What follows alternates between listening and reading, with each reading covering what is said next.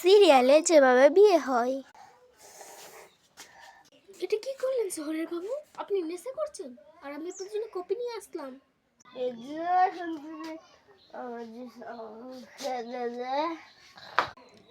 না শহরের বাবু, এটা আপনি করতে পারেন না। দিন দিন, এটা আমি এখনই বড় মাকে দেখাবো।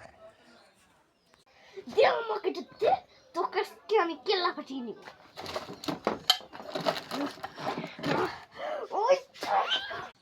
এটা কি করলেন শহরের বাবু? আমি আপনাকে বুঝাতে চেয়েছিলাম আর আপনি না বুঝে আমাকেই অত্যাচার করলেন। 100 বার করবো।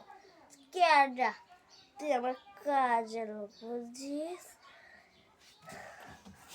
বাবু, আজকে দুল পূজা, তো এই সিঁদুরটা নিয়ে আপনি ঠাকুমাকে দিয়ে আসেন। আমি এখন শার্টটা খুলে এসেছি, এখন যাচ্ছি।